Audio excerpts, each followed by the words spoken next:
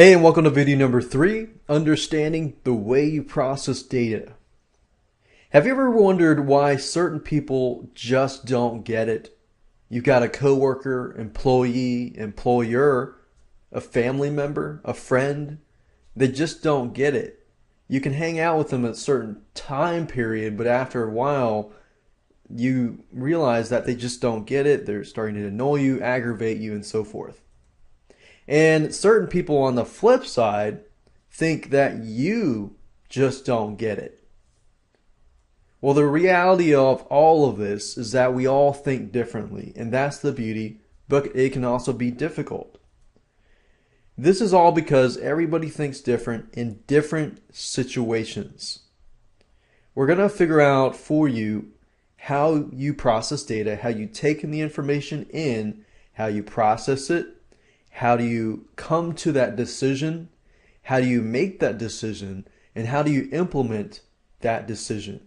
So if you understand all of these different parts and how they come together, then you're going to be able to make decisions, more realistic goals and decisions, and implement those decisions at a more faster and efficient rate. So let's dig deeper and help you understand the different letters that you just received in the previous video so that you can understand yourself better. Intaking data would be the first letter, which is either introversion, the inner world, or the extroversion, the outer world. And I'm going to go in more depth in the future slides. The second letter is either S or N. S standing for sensing, which is someone who basically gathers lots of facts, lots of details. Now, some of you are thinking, okay, that sounds like me. I like to, when I make decisions or come to that decision, I want to make sure I've gathered all the statistics, all the facts, all the hard data before I make the decision.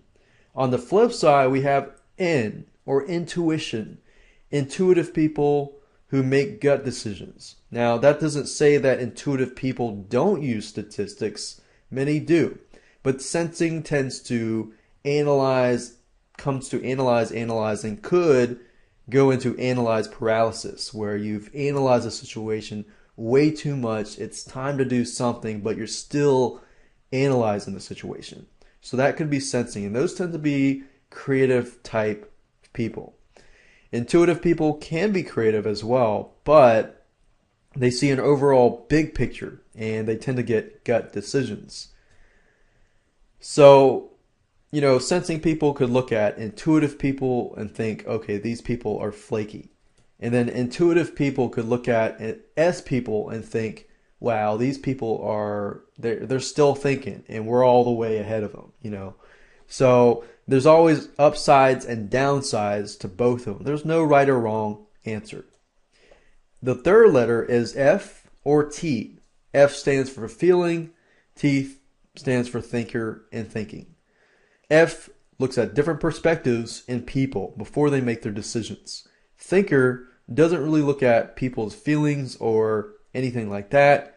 They look at logic. They say black and white. Okay, if this happens, then this has got to happen. Now the feeler thinks, okay, if this happens, then it might offend so-and-so. Or if this happens, it might mess up so-and-so's life or something. Or the way they do things. So F tends to look at the feeling, and the upside is they look at perspectives, they look at people. But at the same time, if they make decisions, they could also flip-flop because they make a decision, and if that's who you are, you're just going to need to be aware of how you take action and make decisions.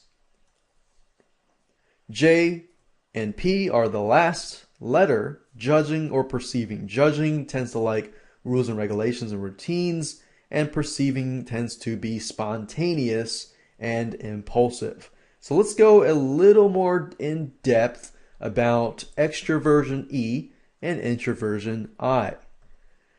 E gets energy from being around people, needs to talk to other people to figure out solutions. Motivated by people, needs alone time sometimes, but gets drained if not around people enough. So if you're an E and you're making a decision, a realistic goal, and trying to focus, then you're motivated by being around people. And that's the truth. And on the I, gets energy from being alone, needs to think things through alone, motivated by their inner world, and people drain them. Now, that doesn't mean that they don't love people. Introverts, they love people, but being around people too long can drain them. So if you're an E or an I, whenever you're trying to discover that goal or trying to figure out, okay, what should I make? Should I make this decision or should I make that decision? Now, there's good sides and bad sides to both. On the E side, you want to be around people to help you make decisions. But at the same time, a downside is you don't want to become too dependent on these people that you become accountable. Like these people become your accountability. But then if you're not self-accountable to yourself, then when these people leave, then there goes your, consistent and persistence towards that, making that decision and goal happen. On the flip side, if you're introversion I, you get energy by being alone, but not all the ideas are going to come, from you, which a lot of ideas you can find out from other people. You might get other ideas simply by talking to other people. So there are good sides and there's downsides to both. It's just to figure out which one are you and how you can go about that. So this is where you get your motivation and your energy. You're going to need that consistent movement and energy and motivation. And then once you get to that point, how do you process data? How do you take data in? So I talked about this earlier, intuitive.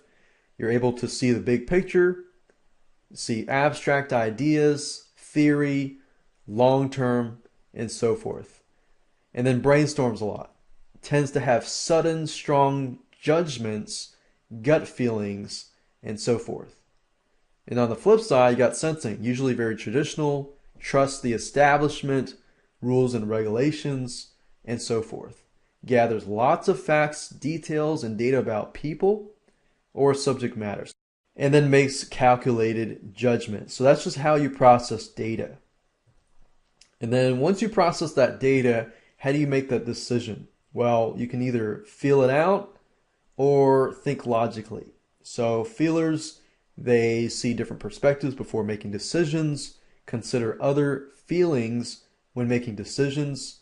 They're compassionate about people and they love people. But they're very emotional. They can be emotionally manipulative, so that could be a downside. If they want to get their way, they can use emotion and so forth. Thinking, T, uses logic to make choices. They often see black and white, not much gray area, which could be a downside as well.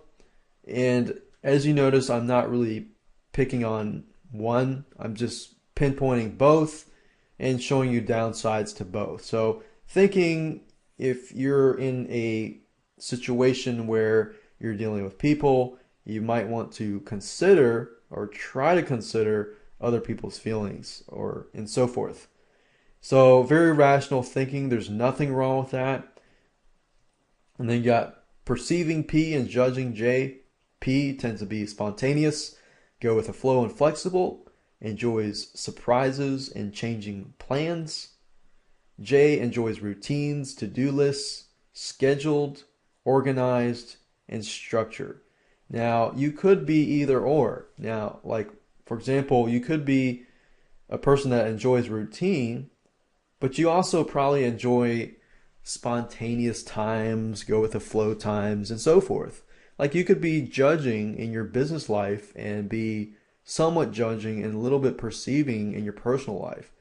But this is all the question of where are you most of the time, either P or J. Because this could really impact the way you focus and are distracted and so forth. All right, so by now you should have a better view of which letters that you fall under and how they can impact you taking in information, making decisions, taking action, and so forth. Now let's take it one step further and look into the habits and possible weaknesses that you have so that we can get past those roadblocks.